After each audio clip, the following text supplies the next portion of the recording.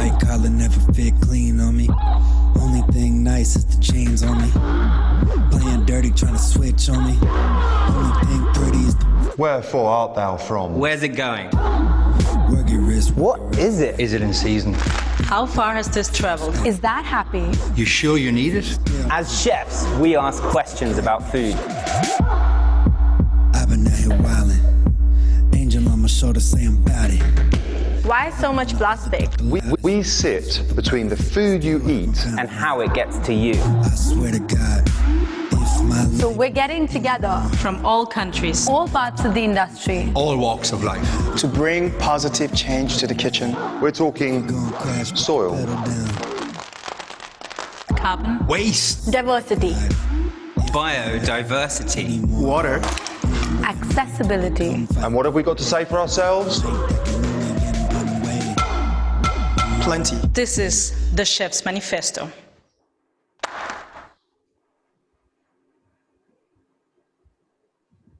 Welcome all. Thank you so much for tuning in to the 4th episode of the Chefs Manifesto Resilience Sessions. We today are talking about seaweed, and I think we could have outdone ourselves. We've got Chef Conor Spacey, who's dialed in from Ireland. He'll tell us all about where he is in a moment. But thanking you so much for tuning in to the Resilience Sessions, hosted by Omved Gardens and the London Action Hub of the Chefs Manifesto.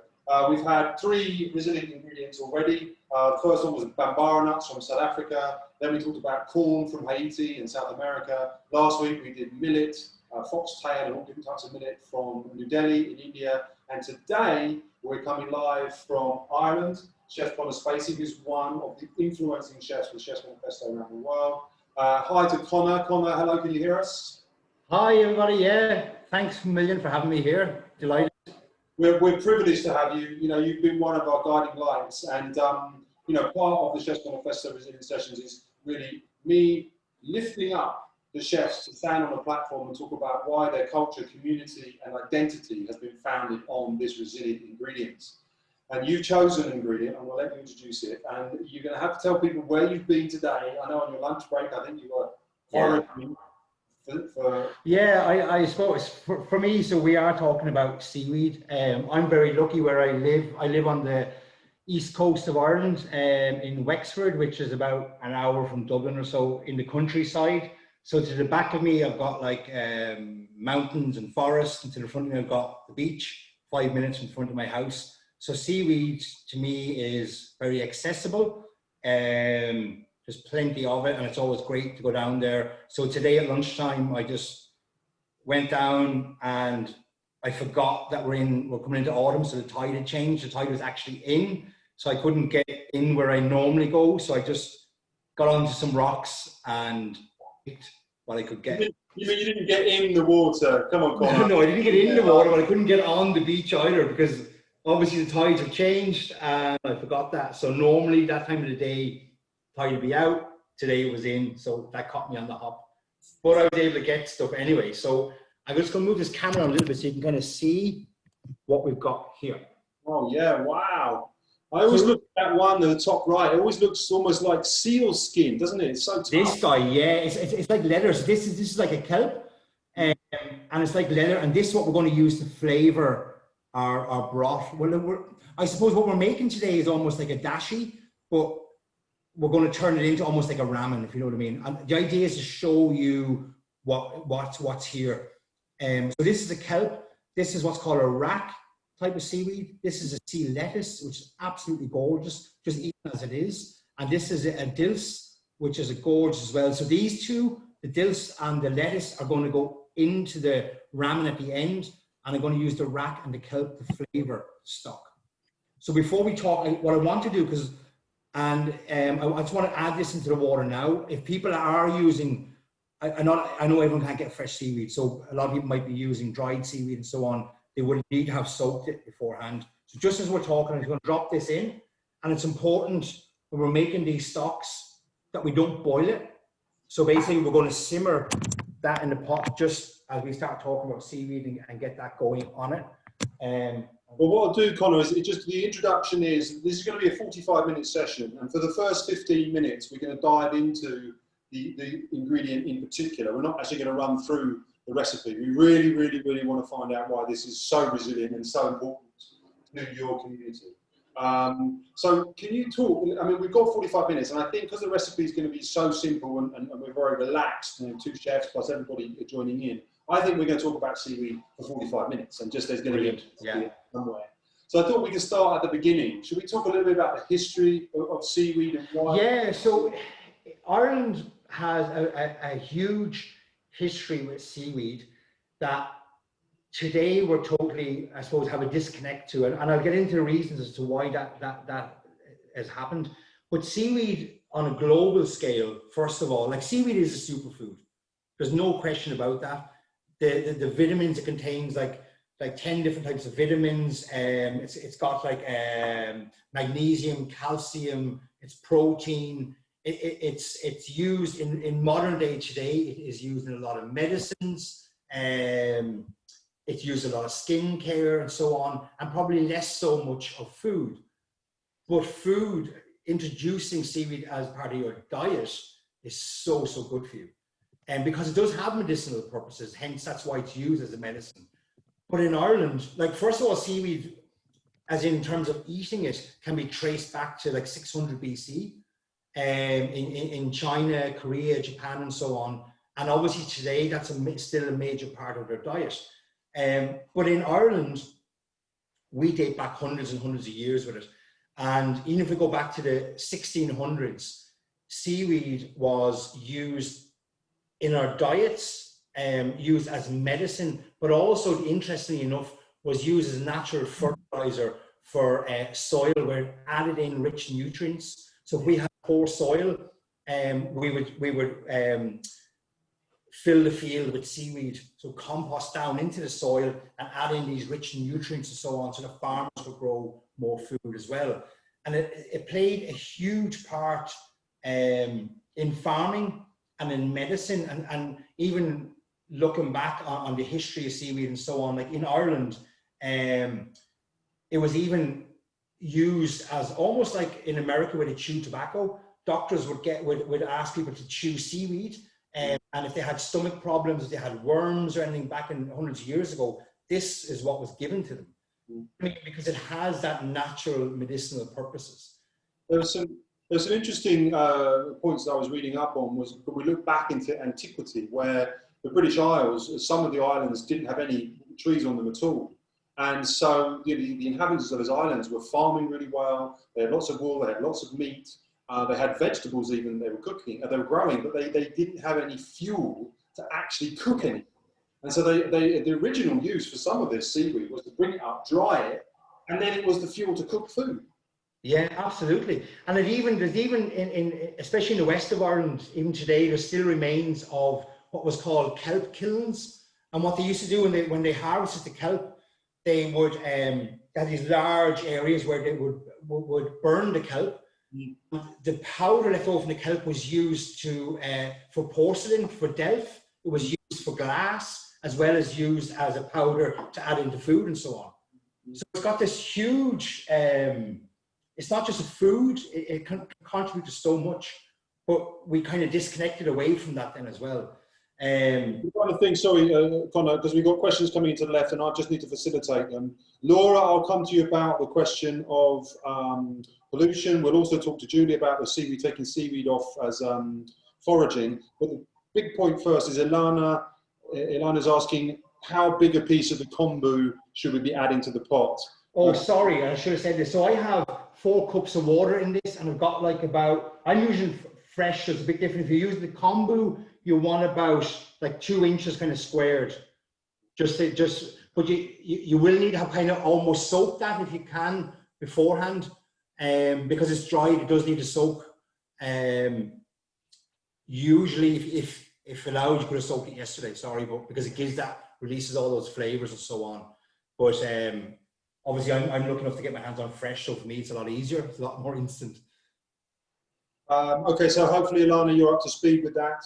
Karen is asking, is it very salty? We'll come to the recipe questions a little later, because we really want to spread this storyline out about the history and the use, because resilience is about something that shows over time that it's supporting community and blended into the culture. And I know the Irish are super famous for using seaweed. Are there any other resilient points about seaweed that you'd like to talk about? We talked about the famine. Yeah, well, I think in terms of being a superfood, but also in terms of biodiversity, in Ireland alone, on our small island of Ireland, there's 500 different types of seaweed. I mean, in terms of biodiversity, that is huge. In the UK, you're looking at just around 400, majority in England and Wales as opposed to Scotland. And then the highest number in Europe would be France, that would be up to 600 different species or different types of seaweed. Yeah. So think of biodiversity, like what other foods have that amount of biodiversity? You know, it's absolutely, it's staggering the amount of different types of seaweed and all that's in our oceans on a planetary scale. And then when you break it down to countries that obviously that aren't landlocked, this seaweed is readily available. And hundreds of different types. And the fact that the seaweed grows along the coastline is actually a nursery for lots of small fish, for crustaceans. It's a place of protection before they go out into the open ocean. So in a way, you talk about biodiversity. It is important that the seaweed is there not only for us to eat or use for fuel or medicine, but it's also used for animals as a kind of place of security. It is, it's security, it's also shelter for a lot of animals of fish in storms and so on, especially like the kelp and all, which kind of grows really long. It can be up to like meters and meters in length, and it gives this security for fish and, you know, shellfish and all to hide away from as well. And it plays a huge part in the ocean. But it's also, I think, the fact that there's so much of it and so many different types of it. Yeah. But we're not, and that's what we know today. There probably is more out there, because there's always more and more studies in different types of seaweed and also what it can be used for. And it's worth noting today as well. I see it as an unfortunate, like while seaweed to me is a food, it's more commonly used today in the likes of cosmetics, in soaps. But also, and some people mightn't be aware of it, in certain, where industries have moved away from using an industrial type of gelling agent or thickener that can be used, they've now adapted it to seaweed. So in terms of some types of jellies and so on, sweets and so on, actually contain seaweed, which is really good. Let's come to that. Let's come to that, because I think there's the future of seaweed, but let's do that in 30 minutes. I mean, let's move away then perhaps from the history to a point, because we talked about nearly 20,000 years of seaweed use. We know that culturally all over the world seaweed has been used. But particular to Ireland, there are some species, and we do have a question coming from David Reeve about how many species do you think that have been used regularly in the Irish Isles? I would reckon we're down to about 5 as most common use. So when we break them down in terms of like kelps and racks and so on, there are types of seaweed, but from them, there's different types of kelps, racks, and so on as well. Some survive in fresh water as well as seawater. So when you have rivers coming out to the sea, some seaweed can survive in that as well. But the most common ones would be what I'm using, I suppose, your kelp, your rack, definitely sea lettuces and so on. And depending on time of year, sea samphires, what we call sea herbs, where when the tide comes out, they're readily available along the coastline, very easy accessible, where you don't have to get into your wellies or go for a swim or walk the rocks. But so out of the 500 species and types of seaweed in Ireland, I would think we'd be lucky if we're using probably 10. I could be wrong with that, but it wouldn't be 1%, maybe 2%. Yeah. And so if we fast forward then, so for 20,000 years, the British Isles, but also the whole of the world, didn't impact that heavily on the planet. But then suddenly, with the past 50 years, pollution, overuse of our resources, seaweed potentially being affected by pollution in the seas. Do we know much about how seaweed is being affected? Because I think that you are going down to the coastline and you are picking seaweed, and we need to talk about foraging. But do we know much about it being safe?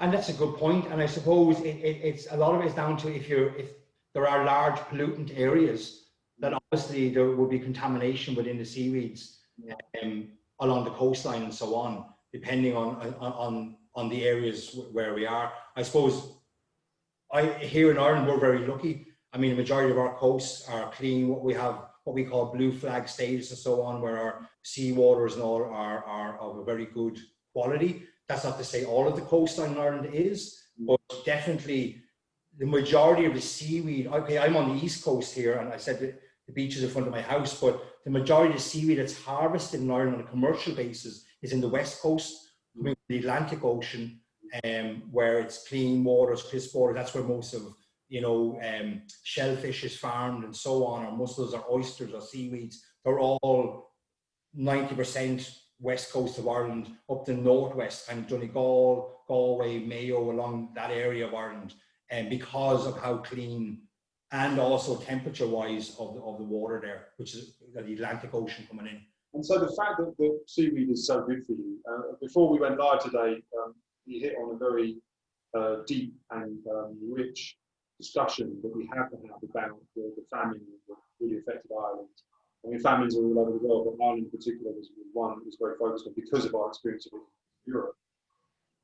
People then had to turn to seaweed as a nutritious source of food because they had nothing else. So psychologically. And I think the outcome, so first of all, obviously in the 1800s during the famine, when we were totally reliant on monocrop potatoes, they failed year after year over a 4-year period. People turned to seaweed, yes, as part of a diet from nutritious values to feed themselves. But the negative effect of that now in today's terms is that seaweed was then almost labeled as a memory from the famine.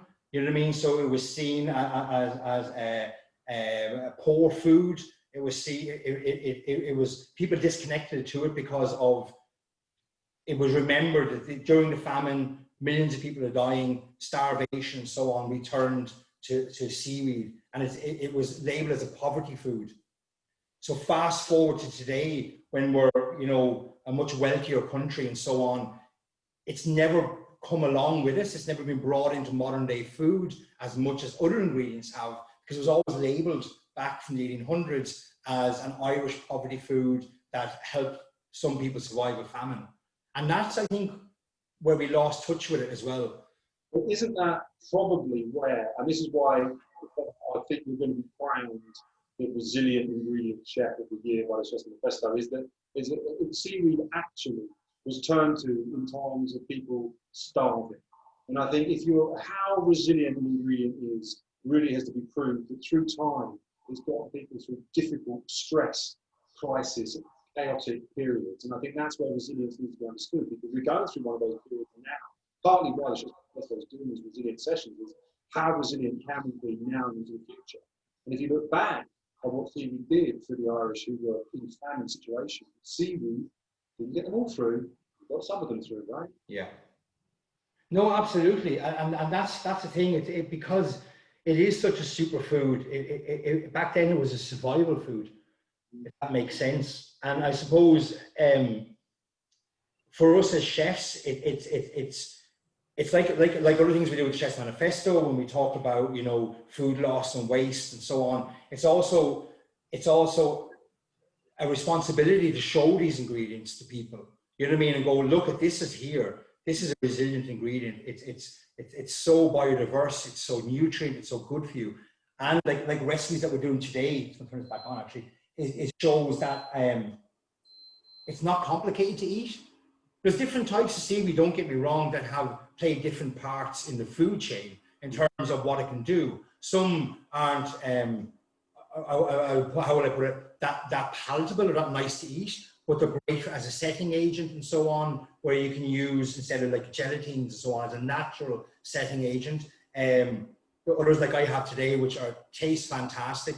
And by as we were talking earlier, Arthur, by using this seaweed and so on, I'm not adding salt or anything. I do have a little bit of soy sauce at the end if I need it, but this is giving me the flavors, the textures, and everything I need just from these simple ingredients. That comes quickly to a question there from Karen. Karen very simply says, is seaweed very salty? No, okay, I suppose when you harvest seaweed, first of all, obviously it's washed several times. Like I would have washed, when I came back here, I would have soaked this, washed it again. Depending again on what you're doing with it, or in terms of how you cook it, it's not as salty as you might imagine. And again, that does go for different types of seaweed. So yes, there's a salty flavor, but it's not like if you're out swimming and you open your mouth and you take in a mouthful of seawater, it's not going to have that same effect. It's not going to be like, it's more of a nice, it's adding a punch to a dish. If that, like an umami, it is a totally umami flavor, natural umami flavor, without having the high salt content as you add to other dishes and so on, because it's more of a natural product. It's very minerally, isn't it, seaweed? And in that mineraliness, you kind of get this psychological experience or the taste experience of salt, but it's not actually as high as salt that you would just exactly dish. So I think, Karen, if you do use seaweed, it's probably a very good way of reducing salt in your food, but still getting that kind of saline, minerally experience. Absolutely, and in a lot of shops, as in health shops, especially Asian markets and so on, would also sell a seaweed dust or seaweed powder. Yeah. Brilliant to use. I mean, on every kind of dish you have at home instead of salt. It's great to season vegetables with, fish, meat, whatever you're eating. You use a seaweed powder instead of a salt. You have the flavor coming in, but less of the sodium and so on coming in. So it's a great way to reduce salt levels in food. I don't know, but in UK, but I know in Ireland it's fairly easily got. I see that answers the salt question. Now, let's quickly sum up, because that's 15, 18 minutes or so, maybe more than that, because we want to talk about the history, because you've got a very simple recipe, Conor, but we've got 20,000 years of use. We've got it as a fuel. We've got it as a medicine. We've got it as a fertilizer. We've got it as a food. We've got it as a sort of superfood that has, through times of very, very difficult stress and chaotic environments, gotten people through from starvation and from dying. So this is definitely a resilient ingredient. But from chefs, so let's move on to chefing it and cooking it. So from a chef perspective, I mean, I've used seaweed quite a lot. I know the Japanese use it a lot, the Chinese use it a lot. I know there's the lava bread over in Wales. I know the Irish use it a lot. But what have you got here then as a recipe? Let's cook it and then keep talking about seaweed. Well, what are we cooking today? Well, we're cooking, it's a take on a ramen, or I'm starting off with, so this is almost like a dashi, I suppose, by using the kelp or the kombu, whichever you're using. And I have the rack in here as well. And what I'm doing is I have this... sorry, Conor, sorry. A dashi is almost like a stock, isn't it? You're calling this... Yes, sorry, a dashi is a stock, like a classic Japanese stock that they would use throughout many, many different dishes. So I'm taking their idea and I'm running with it. And what I'm doing is I'm adding, so I have here, as I said, I have my kelp and I have my rack. Other guys have kombu, whichever they have, and we're basically flavoring the water with it. It's important not to boil it, so I'm simmering it here, and as it comes up to the boil, I'm then going to remove the seaweed from it. But I know these are on the list, but these are just simple things, flavor-wise, what we got to use. So I've got chilies. It's up to yourself. Seeds in, seeds out, hot, mild. These are mild. These are quite larger chilies. I've got some lovely mushrooms. I've just got 3 different types there. I've got some ramen noodles. I've got some garlic. I've got scallion, ginger, spinach. I couldn't get sesame seeds, so I have Nigella seeds at the end. And I've got my little hen's eggs. I'm very lucky. These are from a farm store. So they were hard to shell because they were literally laid this morning. But anyway, so what I'm trying to say is these are basic ingredients that I have and that I put on the recipe list. You can have whatever you want in this. Yeah. This is basically a broth or a soup. Yeah. You can add in tofu. You can add in, chicken or fish or anything you want into this. It's a lovely, light, nutritious supper, lunch, dinner, whatever time of the day it is, but really, really, really easy to do. And so, very simply, I have this over to the side. My pot, I'm going to move it up here a bit so you guys can see what's going on. So, sorry, this is quite loud. That's why I moved it over there, because I couldn't really hear with it. And I'm going to move this up a bit here, and hopefully you can see a bit more. Okay, so in my pot here, this is about coming to the boil. And as I said, what I'm doing is I'm literally just getting the flavor, the seaweed flavor into this water, basically. That's almost there. It's going to turn it up a bit more to hurry it along. And as that's going on, this is all kind of a last minute recipe. So a lot of it is in the prep. So I've already boiled my eggs. I've soft boiled them. I like them to be real runny in the center. That's like a 5-minute egg. You know what I mean? So it's got a really runny yolk, and that's going to help with the flavor at the end. I've got my scallions that I've just chopped. I've used the entire scallion chopped up. I've got my chili chopped up. And then over here, I've got like a little half a thumb size, top of a finger size of ginger that I grate it on this, so much easier. And I've got a clove of garlic that I've chopped as well. Right. And so what's going on there? So we've got our stock. I've got my ginger. I've got my garlic. Tell us what to do. So so as I said, it's a lot of it is last minute. What I've done with the mushrooms, I'm trying to get flavor going here. So with my mushrooms, I have soaked these in boiling water, where it's cold now, but I'd soak these in boiling water to extract all that yummy flavor that's in the mushroom. I'm adding more umami, if you know what I mean, into my stock here. So once this comes to the boil, I'm going to remove the sealer. I'm just waiting on it to come to the boil, and then literally everything is built from that. Okay. But in terms of our scallions, our chili, and so on, these all get used at the end. We're not putting these into the broth. We are putting in, we're going to flavor our broth with our chili, our ginger, our mushrooms with the mushroom water, a little bit of soya if we need it. That's what's going to flavor the broth. And then we're going to cook our noodles in it. But the last of it is all garnished, which basically gets dressed into the bowl. Yeah. We would as a ramen style. You know what I mean? And we're going to pour the hot broth over the half egg, the scallion, the chili, and the noodles will be cooked in it. But I'm also, because I have this here, I'm going to add in my sea lettuce and my dill, which is going to add in this extra umami flavor at the very, very end. I know not everyone has that, or access to that. Just quickly to everybody who is tuned in, and again, I thank you to all for being here. This is the Chefs Manifesto going live, the Resilience Sessions, hosted by Omved Gardens with Chef Conor Spacey. If you have any questions for Conor, if you go down into the bottom of your screen, you'll see a couple of boxes there, and there's one chat. If you click chat, and then you can type in a message, either a private one to say how handsome Conor is, or a public one to say any questions around the stewing of seaweed. Please do drop in questions, because we should be able to answer them for you. We've still got about 15, 20 minutes to go. I wish we had smell-o-vision, because as this is slowly coming to the boil, this just smells of the sea. It's just, you're walking along a beach. It's got that gorgeous umami sea flavor that we're looking for. This is coming to the boil, so I don't want this to boil. The reason I don't want it to boil is because that's where it's going to get very salty, as Karen was asking about. So if I let this boil, the stock will get very salty for me.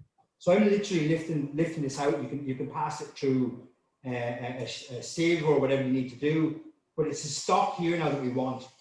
Conor, just a quick question coming from Anya, maybe Anya. For the mushroom dashi, what's the best mushroom to use for a mushroom dashi?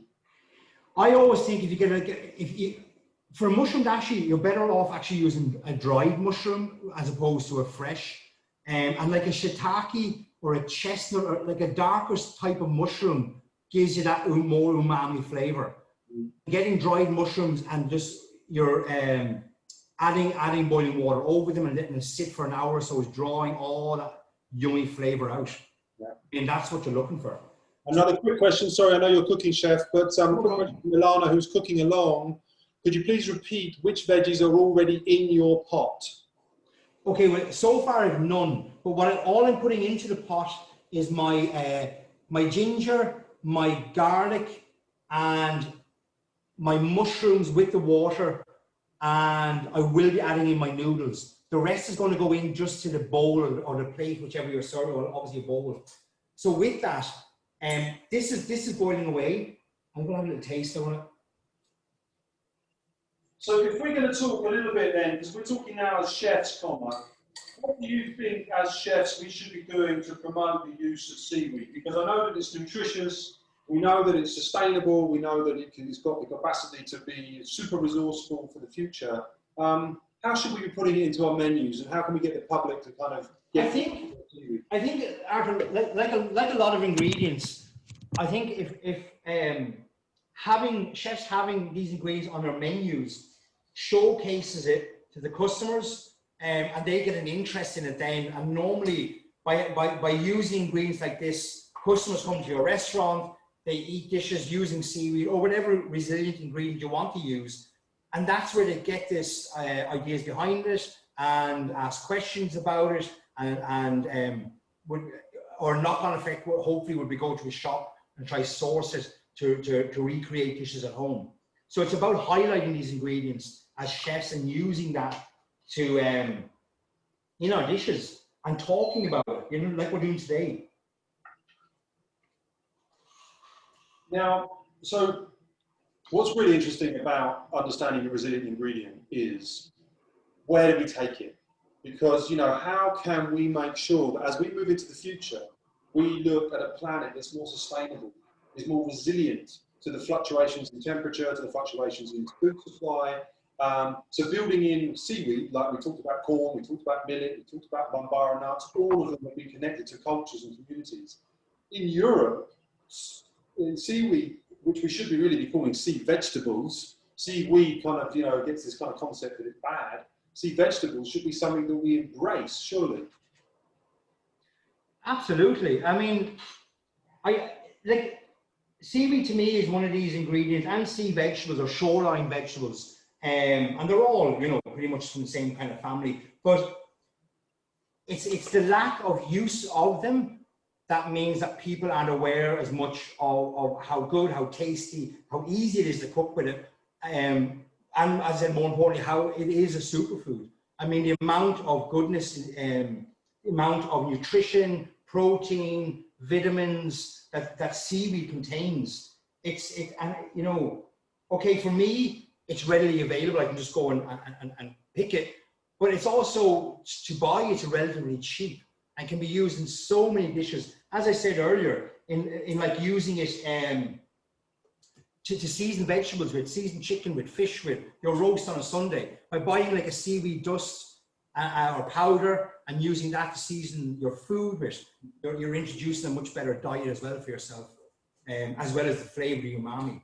So just on this, for people cooking along, I've added in the mushrooms and the water into this stock, and I've added in my noodles now as well to cook.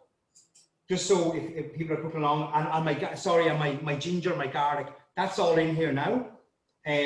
Once my noodles are cooked, I'm going to see what it needs. I do have a little bit of soy sauce here, and then we're going to add or have ready the rest of our vegetables to build our it's like, as I said, it's like a ramen, to build this up with. And this particular dish, like it's not a real ramen, it's a ramen style, I suppose, but it's one of my favorites because it's so easy. I mean, this is the kind of dish that if you've been working all day or whatever, you've been really busy, come home. I mean, if I wasn't talking to you, Arthur, we'd have this ready in 10 minutes. Do you know what I mean? It's such an easy dish. You can just have this here, whatever vegetables you want.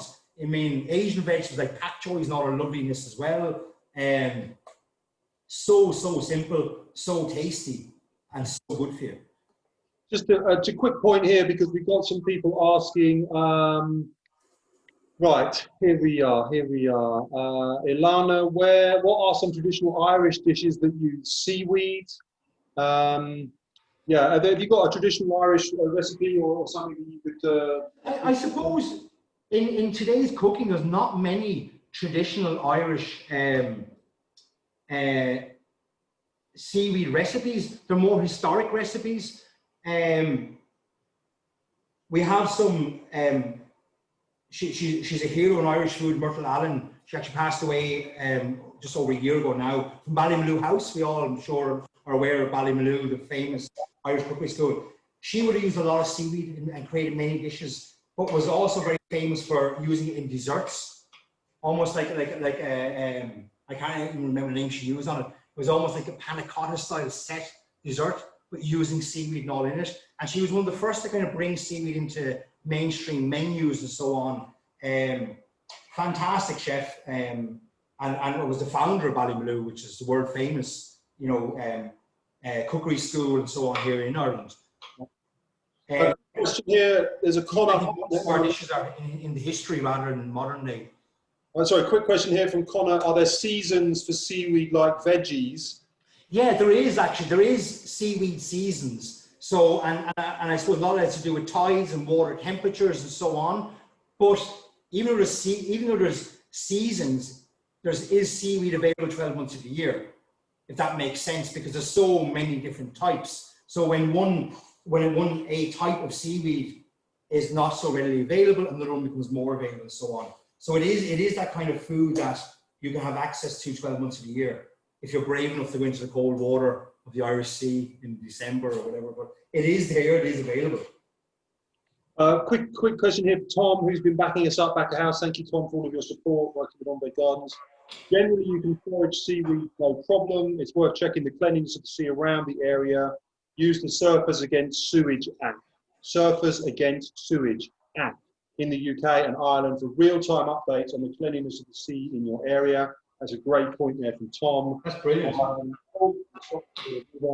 Any taste difference between wild harvested and land-based farm seaweed? That's from Dylan.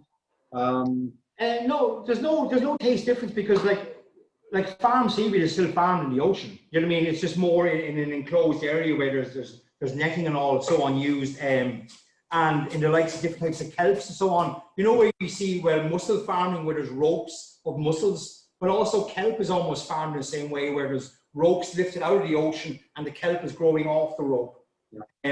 So in terms of farm, no, there's no real difference. It's a way of controlling it and ensuring that we have a harvest by farming it for industrial scale.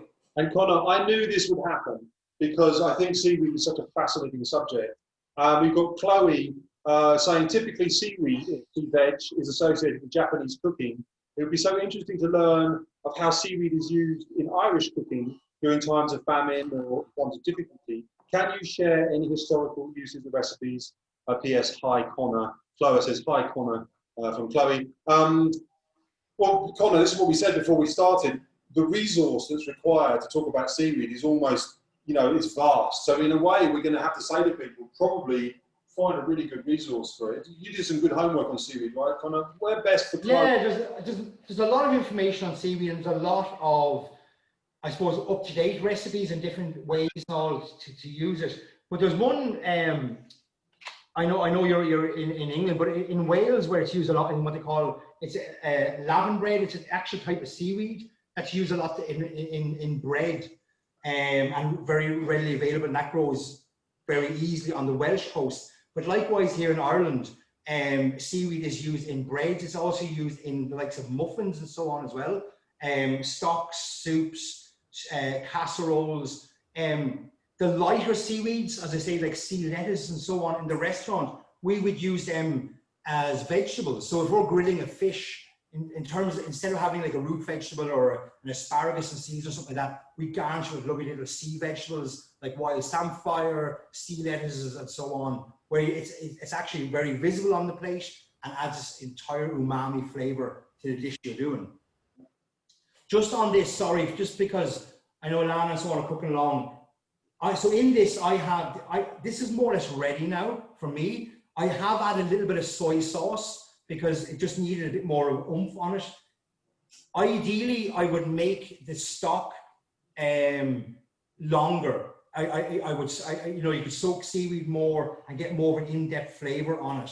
So I have the mushrooms in this. I've got my noodles cooked in this. I've got my garlic, my ginger. I've added a bit of soy sauce in it and a little bit of salt because it just needed that bit of oomph on it. And that's the background, the easiness of it. Because what we're going to do now is add in the rest of our vegetables and so on, as we spoke about earlier, to build this up. And I'm just going to move this down so you can see what I'm doing here. Just while you're moving it, it's fantastic to see all these questions and points coming in. Thank you, everybody, for answering each other's questions. It's brilliant. Here, a little more question from Laura. Was seaweed used in soda bread in Ireland? Traditionally, no, it wasn't. But it can be used in bread. It's lovely in bread. It has a lovely umami flavor in bread. And yeah, it definitely can be used. Traditionally, it wasn't. But yeah, it can be. And I suppose that's the thing. Like, there's not like seaweed. Even if you Google seaweed recipes, they tend to be very old school recipes, as opposed to more modern day. You know, where we are in cuisine at the moment, and that's probably a shame, really, because a lot of the recipes for seaweed will send you to more Japanese, Korean style food as opposed to more European style food, because we lost that connection with it. So modern day food, we don't have that. So literally what I'm doing here is I'm taking out my noodles. This is quite a large portion here. It's okay because I am hungry. I'm taking out my noodles and I'm going to, I don't need all them, excuse me. I'm going to add them to the center of the bowl. I have some little chili in the bowl. I'm adding my noodles in because the broth is going to go over at the end. So the center of my bowl there is my little noodles. And then I've got a little bit of spinach. This actually goes in raw like this because it's been washed and everything. It goes in raw because we're going to add the hot stock over this, like a ramen style. Yeah. Choy ring is lovely in that as well. I'm going to add in my scallion just around like this. I've got my egg. Now, as I said, my egg is very soft, but that's how I like it. So you get a soft little egg like that. Ooh. To the side. And this is what I'm doing here is I'm building flavor. And that's the whole idea. But as I said, you can use anything you want. Any kind of egg. I've got some coriander here. Coriander is gorgeous with this, with the seaweed. It's going to add a bit more umami to it. You could have tofu in this. You could have chicken, beef. There's so much different proteins you can add to this as well, depending on what you eat and so on. Obviously, in my stock, I've got my mushrooms, and I'm literally, I don't have a ladle here, which is really bad because I'm a chef and I'm in my home kitchen and I don't have one. So excuse me as I pour this over. Wow, yeah, looks good. To give you the idea, as I said, it's a ramen style, but look at the color and the depth and the flavor that's in that. Ooh. You know what I mean? All from seaweed, and the smell, because I've been lucky to have the fresh seaweed, the smell of this, it just smells of the ocean. Wow.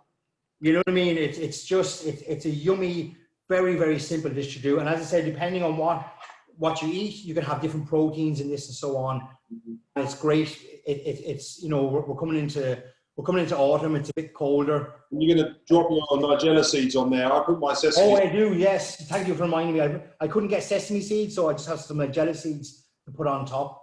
But literally, guys, you kind of build this whatever way you want. You know what I mean? The important part is the dashi, using the seaweed. And that's where we're adding in the umami flavor, but we're also highlighting seaweed as an ingredient. This is delicious and so easy to do. We've got Laura. Laura has dialed in. Laura has said, it sounds like a modern recipe seaweed book needs to be written by you, Conor. Sounds like you've got someone who'd buy it from you in Laura. I think Conor will be considering that. Some really important stuff coming here from Tom. Thank you again for the support. To make a fantastic organic fertilizer from seaweed, fill a bucket with it, flush it twice with fresh water to remove the salt and sand, then fill the bucket to the brim with salt water, leave it covered for a month, come back and you'll have a stinky but beautiful organic fertilizer. Correction, don't fill it with salt, fill it with fresh water the second time. Oh, sorry, fresh water, sorry, brim with salt water. I see, okay, I get it. Stacey says, I've got a brilliant Irish product that was Atlantic finishing salt with seaweed incorporated, delicious and a beautiful colour. That's from Stacey. And from Christy, what about seaweed pickles as a way to preserve and add to your dishes? Seaweed pickles, Conor, have you come across those? Well, usually on an industrial level, when seaweed is first harvested, the main way to preserve it is to dry it. Yeah. And it's usually gone straight from harvest to drying straight away. And that would be the main way to preserve seaweed. So I personally haven't pickled it. And maybe that's more to do with tradition, whereby if I wanted to preserve, I would dry it. Right, we've got, as not usual, we did run over the late on the first one, but normally we don't run over late. But seaweed is just so huge, it's such a massive subject. I'm sorry that we're running a little bit late. Hopefully you'll stick with us. A couple more points. One of them I'd like to make, that originally seaweed was used as a fuel. It was dried and then burnt for people who didn't have any wood to cook their food with. nowadays and into the future, we're talking about resilience. Seaweed as a fuel, as a biofuel. They're talking about pulling seaweed up out of the water and using it to generate a gas that they can cook with again. So there's this biofuel future for seaweed. I think seaweed is also going to have this huge medicinal future, and they're also going to have a huge food future. I think we need to have more of seaweed in our diets. But Conor, as we begin to wrap up, where do you think seaweed should be going for chefs on menus and you know, for the world? I think seaweed, from a chef's point of view, should be used almost as on dishes, more so when it's available, instead of vegetables and so on. Don't get me wrong, I love eating root vegetables and everything, but swapping things out and being more inventive around using different types of seaweed as flavorings, but also, as I said, the lighter seaweeds on the plate, visible to the customers to see. The flavor is fantastic. Like using light seaweeds and sea herbs and so on, seeing more of it, using more of it. I mean, as I said, here in Ireland, there's 500 different types. You know, it's a 12 months of the year, you have different seaweeds accessible to you. It is so biodiverse. It needs, I think, to be more involved in the food side of things as much as it is in medicine and cosmetics. I've got a brilliant, there's a point here, Conor, sorry, you can't see it. There's Kim has written in to say, I used seaweed in my banana blossom vegan fried fish and chips, and it gave it a lovely taste. Wow. So, banana blossom fish and chips. That sounds fantastic. Kim, thank you so much for sharing that with us. Right, so Conor, you cooked us a dashi, which is a seaweed stock. You put in noodles, you put in some egg, you put in some spinach, you put in some nigella seeds. We've got ginger, we've got garlic, we've got chili. Yeah, this is a really kind of, it's a modern dish that's kind of global, but is a modern slice of what Ireland is now doing cuisine-wise. So do you want to finish off talking a little bit about Irish cuisine, maybe seaweed in there, and then we're going to have to say our goodbyes. But this dish is... Yeah, I suppose for Irish food, we're in a very exciting part of Irish food history. And as a small island, many people know we have this famous saying, there's more Irish living outside of Ireland than there is in Ireland. We're known travellers, and so many fantastic chefs here in Ireland have travelled the globe and have come back to Ireland since the Celtic Tiger days and as the economy improved and so on. And with that brought this whole new outlook on food and taking things from different areas of the globe and incorporated it into Irish ingredients like seaweed, like our fantastic vegetables and so on we grow here. So it's a very exciting time for Irish food. And I suppose from my point of view, I'd like to see more things like seaweed being used. So taking a global dish, using Irish ingredients and showcasing that in it. Well, I'm going to sign off because this is your channel now, Conor. I can't thank you enough. Personally, you're like a brother. I think your food is amazing, but I think this resilient story has been probably one of the most important. So I thank you deeply. But you're going to need to sign off. You're going to need to say goodbye. I need you to make your final points and your final reason why seaweed is the most resilient ingredient on the planet, and certainly from your community in Ireland, and then say your goodbyes. But I'll say my goodbyes. Thank you all for tuning in. This has been the Omved Gardens, Chefs Manifesto Resilience Sessions. Thank you everybody for making this possible. Conor, you're my hero. I'll see you soon. Thank you, Arthur. It's so good to see you again. And look, guys, thanks for everyone. And I see there's a lot of questions coming in. I know we didn't get to everybody. But look at, try seaweed. It's not, I get it's not readily available to people, but the more we look for it and use it within our diets, the better it is for us as well to eat, the better health-wise and so on it is for us. There's lots of fantastic and really easy recipes around seaweed where it can be used in so many different types of dishes. And yeah, just like it's a superfood. It's so biodiverse, it's out there, it's just waiting for us to come along and take it and start cooking with it again. Thank you. Bravo!